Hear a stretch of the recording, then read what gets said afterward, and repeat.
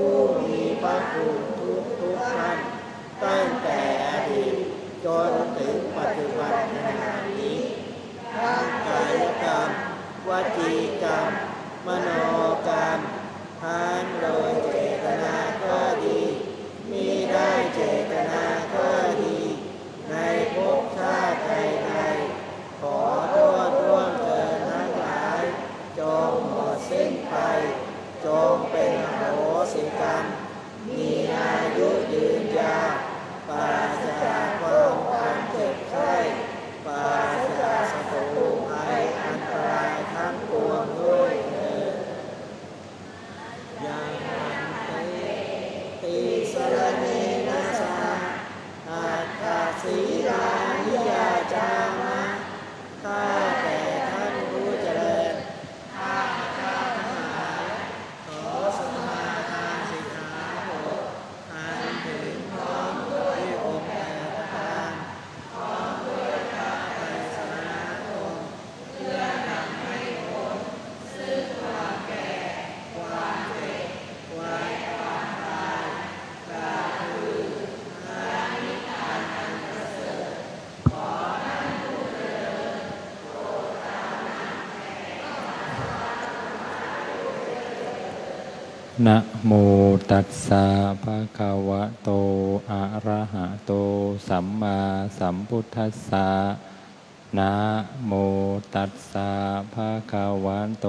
อะระหะโตสัมมาสัมพุทธัสสะนะโมตัสสะภะคะวะโตอะระหะโตสัมมาสัมพุทธัสสะ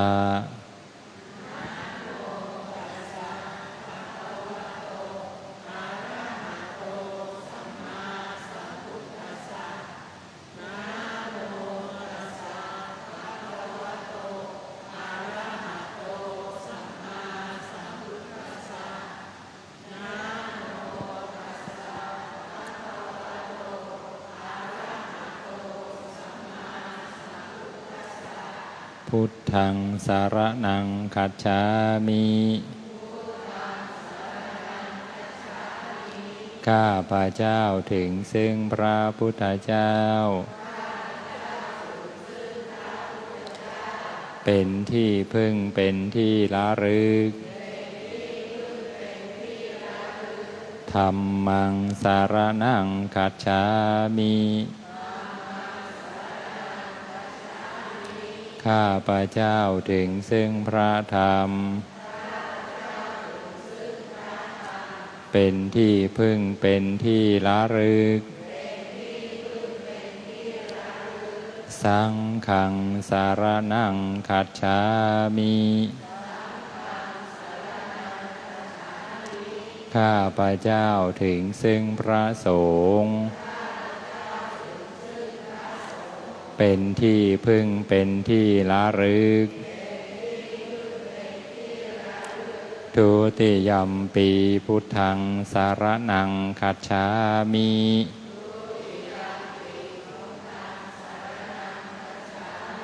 ข้าพระเจ้าถึงซึ่งพระพุทธเจ้าเป็นที่พึ่งเป็นที่ระลึกแม้ครั้งที่สองทุติยัมปีธัมมังสารนังคัจฉามิ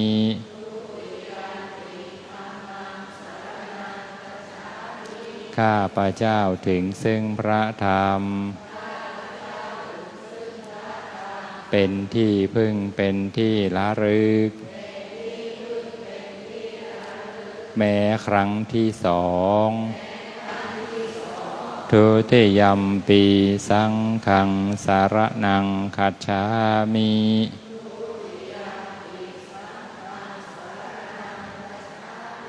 ข้าพระเจ้าถึงซึ่งพระส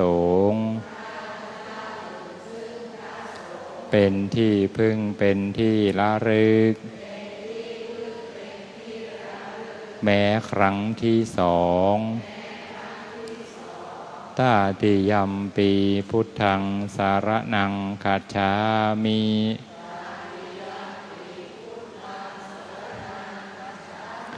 ข้าพเจ้าถึงซึ่งพระพุทธเจ้าเป็นที่พึ่งเป็นที่ระลึกแม้ครั้งที่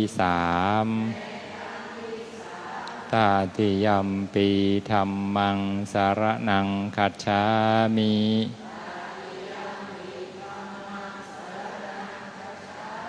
ข้าพเจ้าถึงซึ่งพระธรรม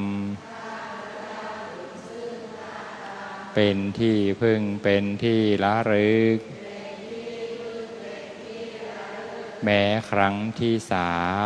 3ตาติยัมปีสังฆังสรณังคัจฉามิ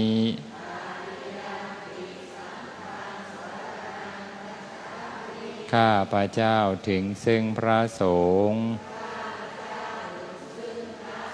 เป็นที่พึ่งเป็นที่ระลึกแม้ครั้งที่3ติสรณคามานานิทิตังปานาติปาตาเวรมณีสิกขาปะทังสมาธิยามิ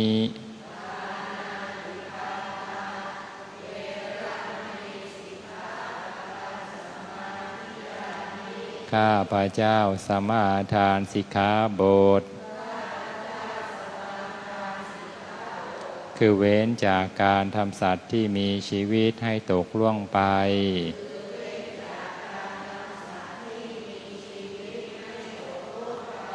ด้วยกายหรือวาจา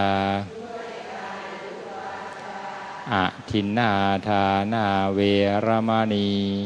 สิกขาปะทังสมาธิยามิ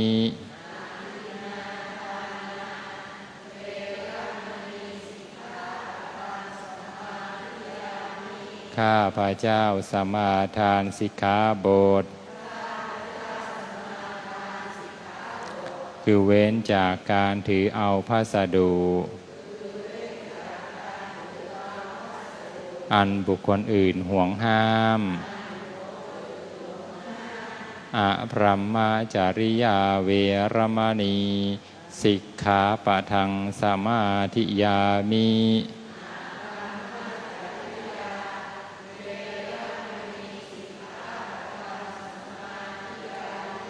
ข้าพเจ้าสมาทานสิกขาบทคือเว้นจากการประพฤติผิดมิใช่กิจพรหมจรรย์มุสาวาทาเวรมณีสิกขาปะทังสมาธิยามิ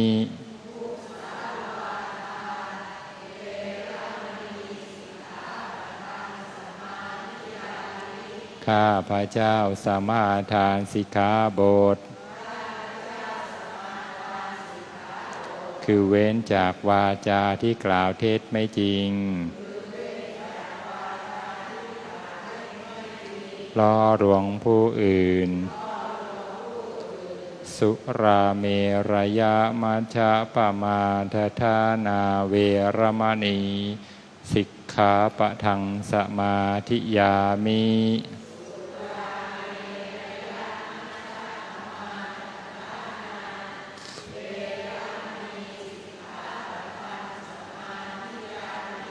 ข้าพเจ้าสมาทานสิกขาบทคือเว้นจากเหตุเป็นที่ตั้งแห่งความประมาทคือดื่มน้ำที่ทำผู้ดื่มให้เมากล่าวคือสุราและเมรัยวิการะโภชนาเวรมณีสิกขาปะทังสมาธิยามิ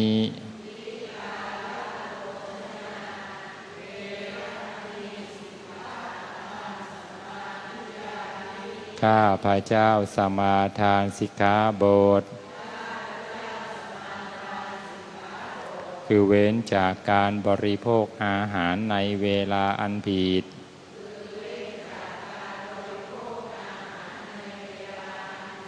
ตั้งแต่พระอาทิตย์เที่ยงแล้วไป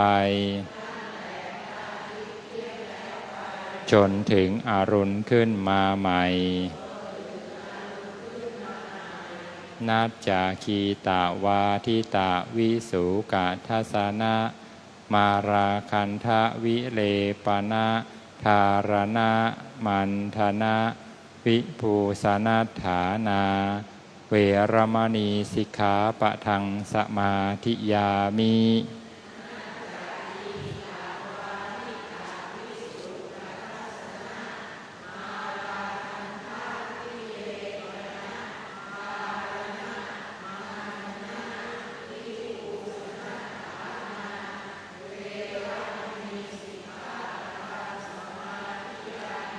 ข้าพระเจ้าสมาทานสิกขาบท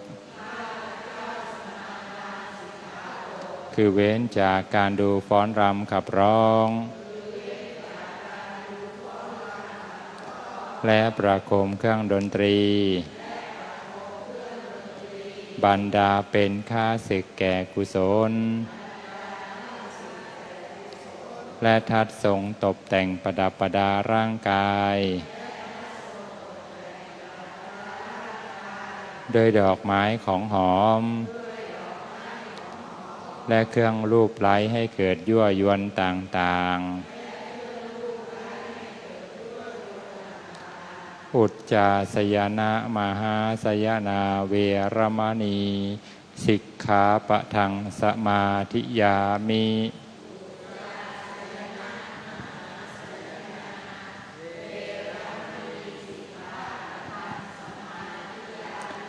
ข้าพระเจ้าสมาทานสิกขาบทคือเว้นจากที่นั่งและที่นอนอันสูงใหญ่ภายในใส่นุ่นและสำรีอิทังเมปุญญังอิทังเมสีลังมาคาภาลานิพพานาสาปัจจโยโหตุขอศีลทั้ง8ข้อที่ได้สมาทานแล้วนี้จงเป็นเหตุเป็นปัจจัยให้ข้าพระเจ้าได้บรรลุถึงมรรคผลนิพพานโดยง่ายโดยเร็วพลันด้วยเถิดอิมานิอัฏฐสิกขาปทานิสีเลนะสุขติงยันติสีเลนะโภคสัมปทาสีเลนะนิพุติงยันติตัสสมาสีลังวิโสทะเย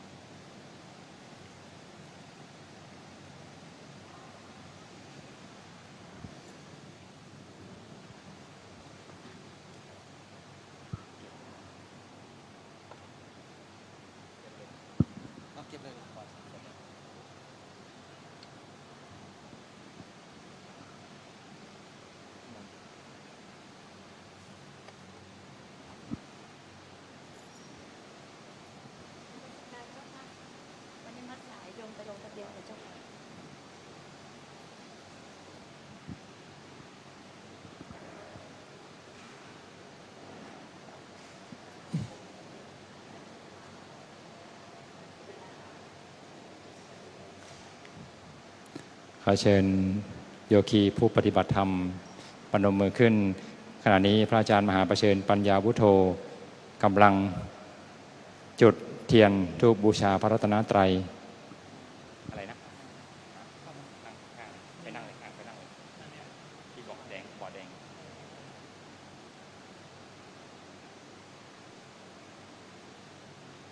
ใช่ใช่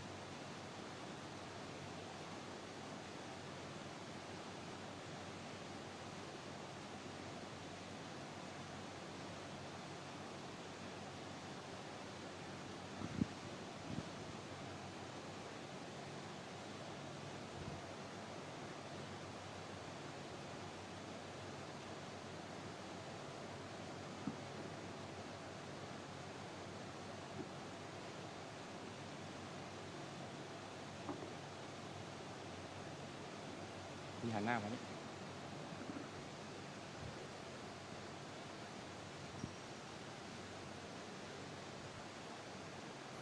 ต่อไปขอเชิญผู้ประธานทุกท่านกราบพระอาจารย์พร้อมกัน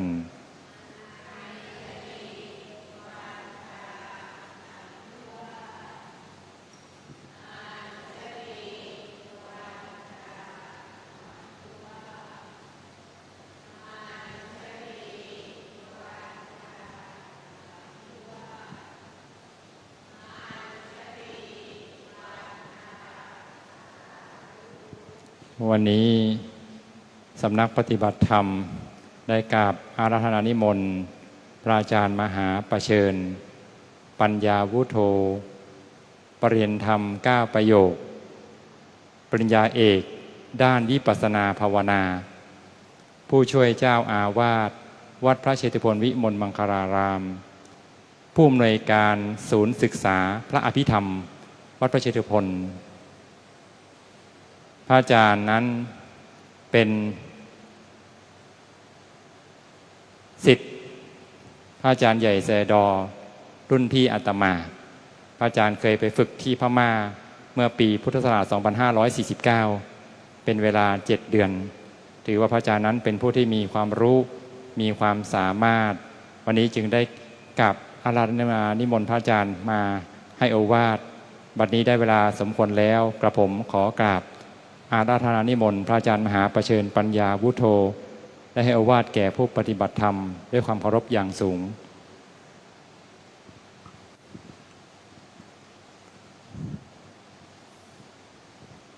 ขอ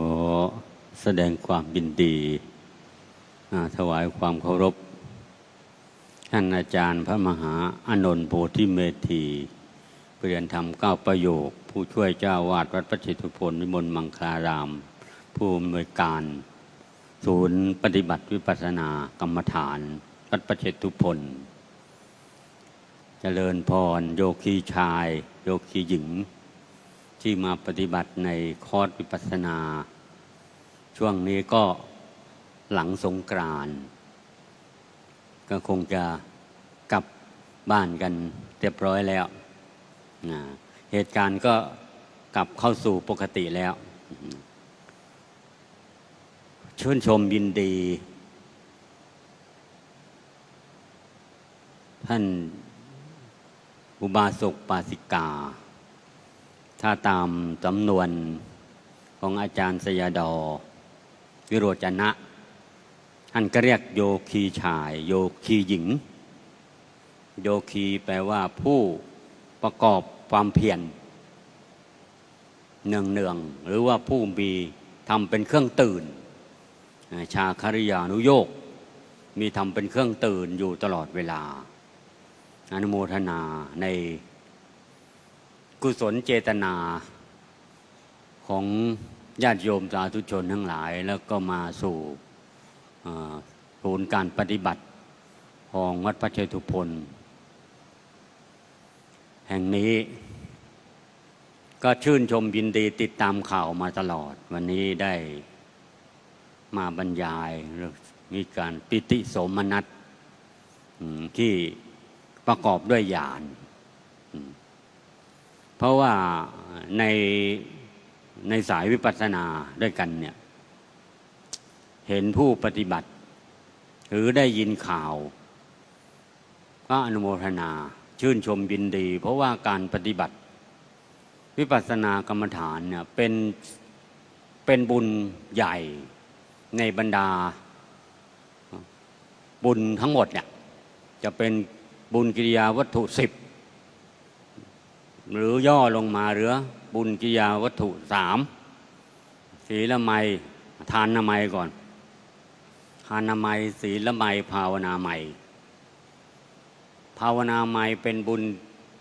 ใหญ่ได้อานิสงส์มากครูบาอาจารย์บอกว่ากำหนด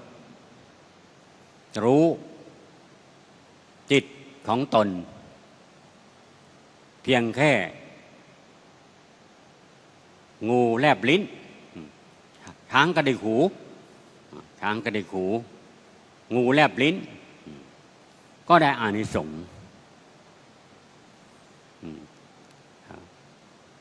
ทำไมงูแลบลิ้นมันนิดเดียวช้างกระดิกหูมันก็กระดิกแป๊บเดียวทำไมมันมีอานิสงส์มากขนาดนั้นเพราะว่าก็จะเป็นอุปนิสัยปัจจัยให้ปฏิบัติต่อไปคือเป็นการเริ่มจุดเล็กๆจุดแรกเหมือนกับการเขียนอักษรก็จะต้องเริ่มจากจุดก่อนแล้วก็ลากเส้นไปเพราะนั้นการกำหนดว่าทุกข์พระเจ้าตรัสว่าทุกข์ควรกำหนดรู้เนี่ยทุกข์คนเราเนี่ยเกิดมาก็มีทุกข์แหละปุนับปุนังทุกขาชาติปุนับปุนังเนี่ยเกิดมาก็ทุกข์การเกิดเป็นทุกข์พร่ำไปเนี่ยทุกขาชาติปุนับปุนังการเกิดเป็นทุกข์พร่ำไปโยมนั่งธรรมดานะแบบนั่งกำหนดก็ได้นั่งกำหนดถ้าพนมมือเนี่ยมันจะเมื่อยแต่ถ้าอยากจะพนมก็ไม่ว่าอะไรแต่ว่าเมื่อยก็นั่งกำหนดได้จะได้สภาวะไปด้วยนั่งตามสบายเพราะว่าพอนั่งสบายแล้วมันก็อะไรมันก็ดีหมดละพอมันเมื่อยมันก็ทุกขเวทนาเข้าครอบงำมันทำให้ใจไม่อาจไม่ส่งใจไปตามเทศนาเราต้องปล่อยวางสบายจะตายของวิปัสสนาต้องสบายอย่าไปเครียดอย่าไปเกรงอย่าไปปรุงแต่งสภาวะอย่าไปปรุงแต่งสภาวะต้องปล่อยมันไปตามธรรมดาตามธรรมชาติมันอย่างเนี้ยแล้วก็กำหนดรู้ไปที่ว่าเราจะปฏิบัติเนี่ยที่พระพุทธเจ้าตรัสว่าทุกเป็นสภาวะที่ควรกำหนดรู้เนี่ยปรินเยยยังนะทุกขังอริยสัจจังเนี่ยปรินเยยยังสภาวะทุกเป็นสภาวะที่ควรกำหนดรู้แล้วเราปฏิบัติเนี่ยเราจะเห็นทุกข์มั้ยถ้าเราเห็นทุกข์เนี่ยครูบาอาจารย์บอกว่าเห็นทุกข์เหมือนเห็นเพชรเพราะว่าทุกข์เนี่ยมันเป็นของดีนะมันเป็นของจริงพระเจ้าตรัสว่าทุกขังอริยสัจจังนะทุกข์มันเป็นยังไงทุกข์ทนยากแล้วก็อริยะคำหนึ่งสัจจังคำหนึ่งก็เป็นของจริงทุกข์เนี่ยมันเป็นของจริงนะไม่ใช่ของปลอมและอริยะประเสริฐของอะไรที่ประเสริฐมันก็ต้องดีดิใช่ไหมพระพุทธเจ้าตรัสว่าทุกขังอริยสัจจังแสดงว่าทุกเนี่ยเป็นของประเสริฐยังไงเพราะว่าเราเห็นทุกข์ แล้วเราก็จะได้เบื่อหน่ายในทุกข์ไงถ้าเราไม่เห็นทุกข์เนี่ยไม่เห็นของจริงเห็นทุกข์ว่าเป็นสุขกลายเป็นวิปลาสเรียกว่าสุขวิปลาสมันเป็นไม่ใช่ของจริงนะสุขมันไม่ใช่ของจริงนะเพราะว่าจริงๆแล้วมันไม่มีหรอกสุขนะเพราะว่าพระเจ้าไม่ได้ตรัสว่ามันมีสุขมันมีแต่ทุกข์สุขขังอริยสัจจังมีไหม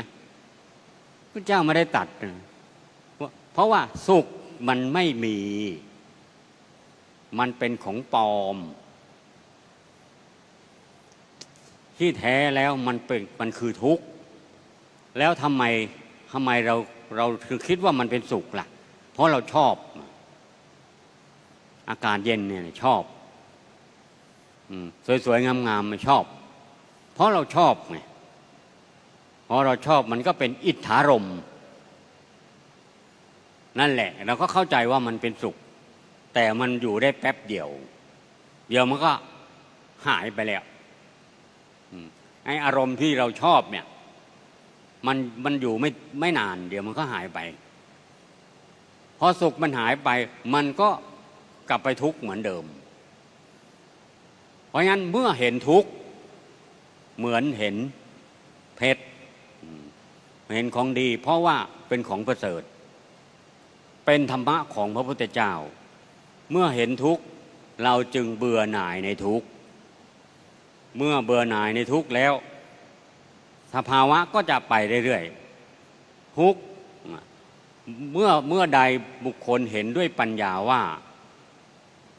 สังขารทั้งหลายไม่เที่ยงเมื่อนั้นย่อมเบื่อหน่ายในทุกข์นะเห็นไหมเห็นด้วยปัญญาว่าสังขารทั้งหลายไม่เที่ยงเมื่อนั้นย่อมเบื่อหน่ายในทุกข์ใช่ไหมเพราะเบื่อหน่ายเนี่ยมันคืออะไรมันคือนิพพิทา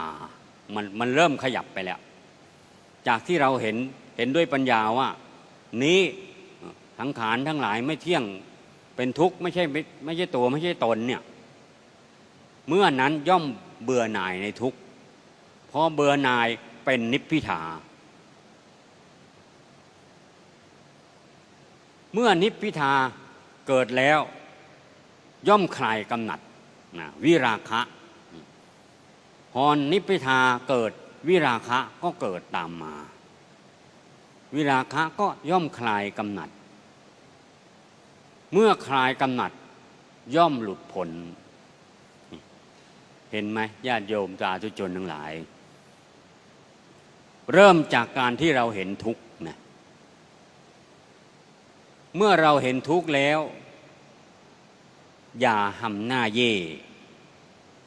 อย่าทำเบื่อหน่ายว่าโอ้ยเจ็บเหลือเกินปวดเหลือเกินเมื่อไรมันจะเลิกเจ็บสักทีเมื่อไรมันจะเลิกปวดสักทีเพราะเราไปคิดอย่างนั้นแสดงว่าเราเริ่มไม่พอใจสภาวะของจริงที่มันเกิดขึ้นอยู่ในตัวเราทุกข์มันเป็นของใครล่ะทุกข์มันก็เป็นของเรานั่นแหละทำไมมันถึงเจ็บมันถึงปวดล่ะก็เพราะเราไปยึดมั่นมันว่าเนี่ยตัวเราเนี่ยรูปนามขันธ์ห้าของเราพอมันเจ็บมันปวดมันก็ไม่เอาเพราะว่าทุกข์มันเป็นสภาวะผลยากแล้วเราก็ไปยึดมั่นถือมั่นรูปนามขันธ์ห้าว่าเป็นตัวเราพอทุกข์ก็เลยไม่ชอบแต่จะทำแล้วทำไมจะให้ชอบหรือว่าไงไม่ได้ให้ชอบถ้าเราไปชอบมันก็ไม่ใช่ มันก็ไปโกหกตัวเองว่าเจ็บปวดเนี่ยชอบไม่ใช่มันก็ไม่ชอบให้เรากำหนดรู้ไม่ได้บอกว่าให้ชอบหรือไม่ให้ชอบให้เรากำหนดรู้ว่ามันเป็นอย่างนั้นที่มันทุกข์เพราะว่ามันมีเวทนาเวทนามันก็มี3มีทุกขเวทนาสุขเวทนาแล้วก็อทุกขมสุขเวทนาเวทนามันก็มี3ขณะนี้เราเสวยอะไรเสวยทุกขเวทนาเราก็รู้ว่าทุกข์หนอเจ็บหนอปวดหนอกำหนดรู้ไปตามนั้นแหละมันเป็นยังไงก็กำหนดรู้ไปตามนั้นแหละมันจะเบื่อมันจะหน่ายมันจะรำคาญมันจะท้อแท้แม้จะหงุดหงิดก็กำหนดรู้ไปแต่ภาวะมันมีเยอะญาติโยมสาธุชนทั้งหลายในเมื่อจิตมันเสวยอารมณ์ใดก็กำหนดรู้อารมณ์นั้นก็ไม่ต้องไปอิทธารมไม่ชอบใจไม่ชอบใจไม่ชอบใจหนอไม่ชอบใจก็เป็นสภาวะชอบใจล่ะบางทีนั่งไปนิ่งสุขเพลินชอบใจหนอเนี่ยชอบใจเนี่ยชอบใจหนอต้องกำหนดนะถ้าไม่กำหนดนะก็เป็นผู้มีสติหลงลืมชอบใจก็ไม่กำหนดก็เป็นผู้มีสติหลงลืมไม่ชอบใจก็ไม่กำหนดก็เป็นผู้มีสติหลงลืมก็กำหนดได้ก็กำหนดไม่ได้ก็ลืมมันก็ค่อยๆตั้งสติใหม่กำหนดใหม่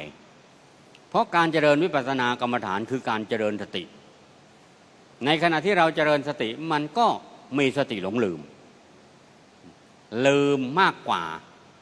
เผลอมากกว่าหรือกำหนดได้มากกว่าถ้าเราวันหนึ่งเนี่ยเรากำหนดได้มากกว่าแสดงว่าก็เริ่มพัฒนาขึ้นเรื่อยๆในอารมณ์สภาวะที่เป็นอยู่ในขณะนั้นเป็นยังไงก็กำหนดรู้ไปตามนั้นแล้วก็ไม่ต้องไปอารมณ์เสียอย่าอารมณ์เสียอย่างหงุดหงิดถ้าอารมณ์เสียมันก็เกิดโทสะประทุษร้ายมันเป็นอนิจจารมณ์อารมณ์ที่ไม่น่าชอบใจถ้ามันเกิดขึ้นก็กำหนดไปส่วนมากผู้ปฏิบัติเนี่ยก็อาจจะมีว่าเบื่อหน่ายถ้าเรามาปฏิบัติกันวันสองวันนี้นะไม่ค่อยพบเท่าไหร่หลักเบื่อหน่ายเนี่ยเรากำลังจะฮึกเหิมกำลังฮึกเหิมตั้งใจมาแล้วจะมาเบื่อหน่ายแล้วจะมาทำไมนะไม่เบื่อหน่ายหรอกตั้งใจปฏิบัติมาก็มาตั้งแต่ตี 4 ตี 5มาถึงนี่แต่เช้าเดี๋ยวเย็นก็ต้องกลับแล้วอะไรเนี้ยต้องปฏิบัติเยอะๆกำหนดเยอะๆไม่เบื่อหน่ายหรอกฮึกเหิมแต่ว่าพอปฏิบัติไปนานๆเนี่ยมันก็จำเจใช่ไหมกินอยู่นั่นนอนอยู่นั่น3 วัน 7 วันเดือนก็แล้ว3 เดือนก็แล้วปีก็แล้วมันเริ่มจำเจก็ทำซ้ำๆเดิมๆอยู่นั่นน่ะ มันก็เริ่มเบื่อหน่ายแล้วเนี่ยพอเบื่อหน่ายทำไงก็ต้องกำหนดเบื่อหน่ายนี่ไม่ใช่นิพพิทานะถ้านิพพิทาต้องเบื่อหน่ายในรูปนามขันธ์ห้าจึงเรียกว่านิพพิทายานห้ามเบื่อหน่ายการปฏิบัติเนี่ยมันเป็นอารมณ์เป็นสภาวะอย่างหนึ่งมันเป็นนิวรณ์มันเป็นตัวอุทธัจจะกุกุจจะฟุ้งซ่านและรำคาญนะแล้วก็มีถีนมิทะง่วงแล้วก็หอแหถีนะเนี่ยมันหอแหกับมิทะถีนะเคลิบเคลิ้มมิทะหดหู่และเคลิบเคลิ้มถีนะมิทะหดหู่และเคลิบเคลิ้มถีนะหดถอยแล้วถีนะกับมิทะเนี่ยในหมวดเนี้ยก็อยู่คู่กันแล้วก็เกิดร่วมกันเขาบอกว่าเจตสิกถีนะกับมิทะเนี่ยเขาจะเกิดร่วมกันในเมื่อถีนะเกิดมิทะก็เกิดมิทะเกิดถีนะก็เกิดก็เกิดร่วมกันถีนะมิทะเพราะงั้นเขาเลยเรียกรวมกันว่าถีนะมิทะในนิวรณ์เนี่ยถีนะมิทะแต่ว่าจริงๆแล้วเจตสิกคนละตัวพอนิถีนะและมิทะเกิดขึ้นเนี่ยก็ต้องกำหนดรู้หนอรู้หนอรู้หนอขยันกำหนดจะต้องขยันกำหนดอย่าขี้เกียจกำหนดถ้าขี้เกียจกำหนดเป็นไงเหมือนกับเราพายเรือทวนน้ำเราพายเรือทวนน้ำน่ะหยุดพายเมื่อไหร่น้ำมันก็ไหลเรือเราไปตามน้ำถ้าเราหยุดพายเรือมันก็ไหลไปไหนจุดมุ่งหมายของเราก็มาถึงมันก็ยิ่งห่างไกลออกไปเรื่อยเพราะฉะนั้นถ้าเราใช้ความเพียรจำทีจำมันก็กระดึบขึ้นไปใช้ความเพียรมากมันก็ส่วนน้ำขึ้นไปได้มากนะหยุดเมื่อไรหยุดพายเมื่อไรหยุดจำเมื่อไรน้ำมันก็ไหลไปอีกแหละเพราะนั้นนี่แหละความเพียรคือสัมมาวายามะในที่นี้เป็นองค์มรรค8ด้วยแล้วก็เป็นเขาเรียกว่าโพชฌงค์ด้วยวิริยะสัมโพชฌงค์สัมโพชฌงค์เรียกวิริยะแต่ในมรรค8เรียกว่าสัมมาวายามะพยายามชอบ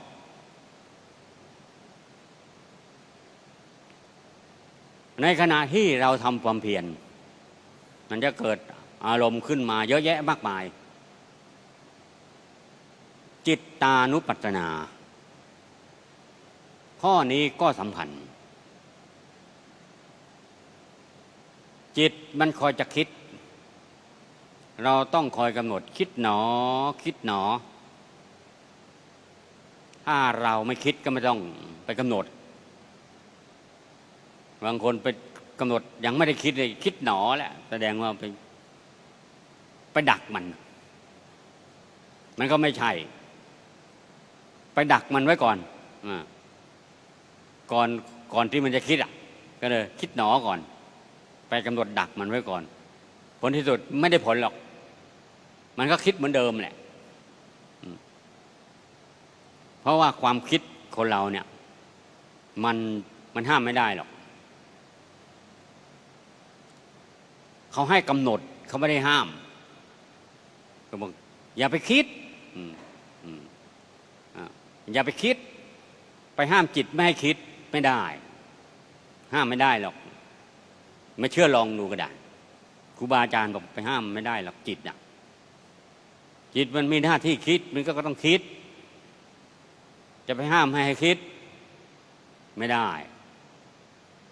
ห้ามไม่ได้ต้องกำหนด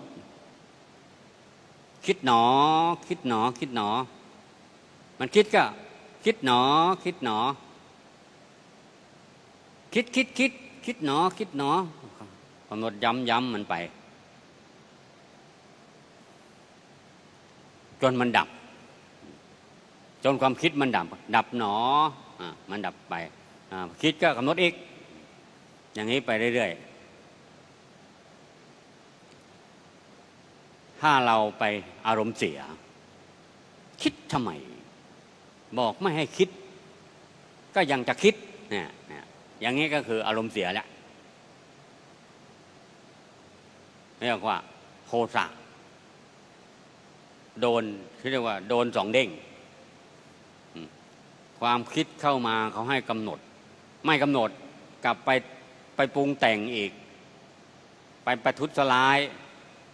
โทษประโทสะประทุษร้ายเข้ามาอีกก็เลยโดนไม่ถูกทำไม่ถูกเนี่ยก็ทำให้ถูกจ้ะต่อไปก็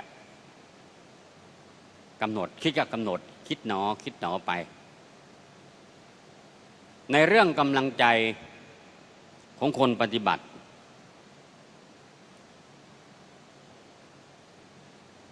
ก็จะอ้างถึงพระ7 รูปพระ7 รูปในสมัยพระพุทธศาสนาของพระพุทธเจ้าทรงพระนามว่าวิปัสสีมีพระ7 รูปปลายศาสนาของพระเจ้าทรงพระนามว่าวิปัสสีเห็นความเถื่อมถอยของพระภิกษุสามเณรหย่อนยานก็เลยคิดจะปฏิบัติแบบเคร่งครัดชวนกันไปขึ้นภูเขา7 รูปก่อนที่จะขึ้นภูเขาถามก่อนว่าใครอะไรในชีวิตกลับไปถ้าไม่อะไรในชีวิตขึ้นไปไม่มีใครอะไรในชีวิตมาแล้วต้องขึ้นอย่างเดียว7 รูปปีนขึ้นไปเอาบันไดพาดปีนขึ้นไปบนยอดเขาพอถึงบนยอดเขาแล้วก็ผลักบันไดลงมาต้องบรรลุอย่างเดียวไม่บรรลุคือตายสถานเดียวบนเขาไม่มีน้ำไม่มีอาหารปฏิบัติอย่างเคร่งครัดวันแรกพระมหาเถระบรรลุเป็นพระอรหันต์ขอไปบิณฑบาตเอามาเลี้ยง6 คนที่เหลือ6 คนที่เหลือบอกว่าเราทำกติกากันไว้หรือเปล่าว่าใครบรรลุก่อนก็ไปบิณฑบาตมาเลี้ยงไม่ได้ทำไม่งั้นเราก็ไม่ฉันไปหากินเองไม่ได้ก็ไม่ฉันนกลงไม่ฉันท่านก็ไปวันที่2อนุเถระบรรลุเป็นพระอนาคามีก็เหาะไปบิณฑบาตมาเลี้ยง5 คนที่เหลือนี่ก็ถามเหมือนเดิมเราทำกติกากันหรือเปล่าไม่ได้ทำไม่ทำก็ไม่ฉันก็ไม่ฉันไม่ฉันก็ไม่ฉันก็ไม่ฉันก็อย่าฉันก็ตามสบายปรากฏว่าองค์นั้นก็เป็นพระอนาคามีก็ไม่ฉันเลยนะก็เหาะไปก็เหลือ5 คนอยู่นั้นมรณภาพทั้งหมด5 รูปใน5 รูปเนี่ยเกิดในพุทธศาสนาของพระพุทธเจ้าทรงนามว่าโคดมของเรา1พระทัพพมันลบุตร2พระกุมารกัตตปะ3พระพาหิยะทารุจีริยะ4พระโสพิตะโสพิยะขออภัยสะพิยะชื่อสะพิยะเป็นอัญญเดรถีมาบวชเป็นพระอรหันต์คนสุดท้ายปุกกุสาติเป็นพระอนาคามี5 คน4 คนบรรลุพระอรหันต์หมดเหลือปุกกุสาติคนเดียวเป็นพระอนาคามี แต่ยังไงก็บรรลุญาติโยมสาธุชนทั้งหลายตั้งใจปฏิบัติยังไงก็ต้องบรรลุความตั้งใจของเราต้องสำเร็จชาตินี้เอาชาตินี้เลยต้องสำเร็จใจของคนเราเนี่ยมุ่งไปไม่มีอะไรที่ไม่สำเร็จต้องสำเร็จพระพุทธเจ้าตั้งใจเด็ดเดี่ยวว่าไม่ตรัสรู้ไม่ลุกจากที่นี้ถึงแม้ว่าเลือดเนื้อจะเหือดแห้งไปก็สำเร็จตั้งใจเรียกว่าอธิษฐานต้องสำเร็จภายในชาตินี้อย่างน้อยพระโสดาบันตั้งใจไว้อย่างนี้ตัดภพตัดชาติกันเลยอย่าไปโอ้เอแหละวัฏฏะสงสารมันยาวนานเหลือเกินมันทุกข์เกิดความเกิดมันทุกข์ซ้ำแล้วซ้ำเล่าไม่รู้จบรู้สิ้นเกิดแล้วก็ต้องทำกรรมจะบอกว่าไม่ทำกรรมเนี่ยมันไม่ทำกรรมแล้วก็ต้องไปกินผักอยู่ในถ้ำเลยถึงไม่ทำกรรมถ้าเราอยู่อย่างเงี้ยแล้วเราไม่ทำกรรมมันก็ยากยังไงมันก็หลุดเลี่ยงยากเพราะงั้นก็ต้องรีบเอาให้บรรลุให้ได้นะพระพุทธเจ้าตรัสว่าบุคคลพึงเห็นเหมือนไฟที่ติดอยู่บนหัวไฟที่มันลุกอยู่บนหัวเนี่ย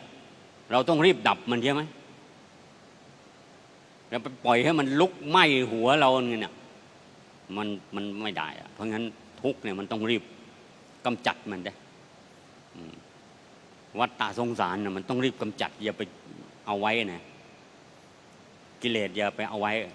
ต้องตัดทิ้งมันไปต้องบรรลุชาตินี้ให้ได้ส่วนผู้ที่ตั้งใจจะเป็นพระพุทธเจ้าแล้วก็ปรารถนาพุทธภูมิอันนั้นยกไว้เลยแล้วแต่เขาบางคนไม่บรรลุเนี่ย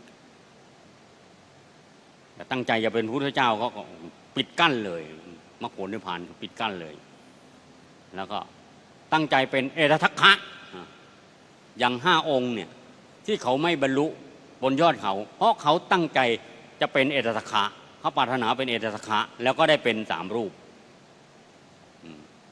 เป็น3 รูปก็คือพระทัพพระมลบุตรพระกุมารกัสสปะและ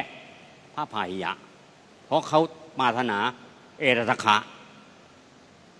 เขาเลยไม่สามารถบรรลุบนยอดเขานั้นจะมาบรรลุในศาสนาพระเจ้าของเราเพราะงั้นยกเว้นผู้ที่ปรารถนาเป็นเอตทัคคะของพระพุทธเจ้ารูปใดรูปหนึ่งหรือปรารถนาความเป็นพระพุทธเจ้าอย่างนั้นปิดกั้นเลยไม่สามารถบรรลุได้แต่ถ้าไม่ปรารถนาอย่างนั้นแหละบางคนปรารถนาไม่เอาแล้วถอนแล้วถอนได้นะถ้าถอนได้อยากถอนก็ถอนได้เพราะนั้นผู้ที่ไม่ได้มีความปรารถนาเป็นเอตทัคคะไม่ปรารถนาพุทธภูมิต้องเอาบรรลุภายในชาตินี้ตั้งใจเด็ดเดี่ยวปฏิบัติวิปัสสนากรรมฐานต้องเด็ดเดี่ยวต้องตั้งใจให้แน่วแน่ไม่บรรลุไม่เป็นไรก็สั่งสมไว้ในภพชาติต่อไปก็ขออนุโมทนาในกุศลและเจตนาของโยคีชายโยคีหญิงที่มาปฏิบัติก็ขอให้ตั้งใจมีความเพียรพยายามอย่าท้อแท้อย่าท้อถอยมีกำลังใจความเพียรมักมีองค์8เต็มที่วิริยะเต็มที่เราปฏิบัติให้เต็มที่ไม่เป็นไรไม่สำเร็จไม่เป็นไรพยายามต่อไปอนุโมทนาด้วยบุญกุศลและเจตนาของโยคีชายโยคีหญิงทั้งหลายก็ขอให้ประสบความสำเร็จมีความเจริญก้าวหน้าในการปฏิบัติวิปัสสนากรรมฐานขอให้บรรลุมรรคผลนิพพานคุณธรรมชั้นสูงยิ่งขึ้นไป ขอเจริญพร สาธุ สาธุ สาธุ ขอเชิญคุณชัญชยาสิริกิติขจร เป็นผู้แทนเข้าถวายจตุปัจจัยแทยธรรมแด่พระอาจารย์มหาประเชิญปัญญาวุโธปริยนธรรม9ประโยค ผู้ช่วยเจ้าอาวาสวัดพระเชตุพนวิมลมังคลาราม ผู้อำนวยการศูนย์ศึกษาพระอภิธรรมวัดพระเชตุพนที่วันนี้เมตตาเป็นประธานเปิดโครงการปฏิบัติธรรมและให้โอวาทแก่ผู้ปฏิบัติธรรมพระอาจารย์นั้นถือว่าเป็นพระที่มีความรู้มีความสามารถเพียบพร้อมทางด้านปริยัติเพียบพร้อมทางด้านปฏิบัติปริยัติปฏิบัติพระสัทธรรมถึงว่าพระอาจารย์นั้นได้รักษาพระสัทธรรมคำสอนขององค์สมเด็จพระสัมมาสัมพุทธเจ้าต่อไปขอเชิญผู้ปฏิบัติธรรมทั้งหลายกราบพระอาจารย์พร้อมกัน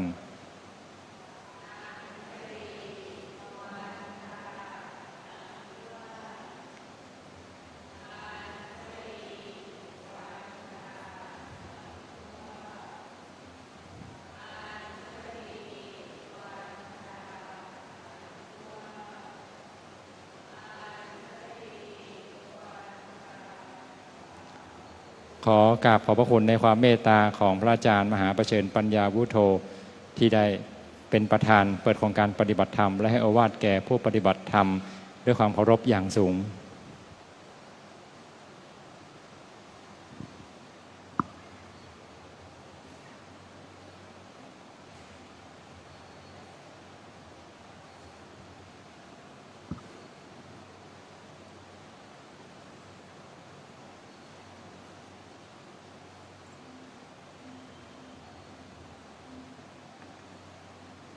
มากครับอาจารย์ขอบคุณมากครับ ต่อไปเข้าสู่ภาคของการปฏิบัติธรรมท่านที่มาครั้งแรก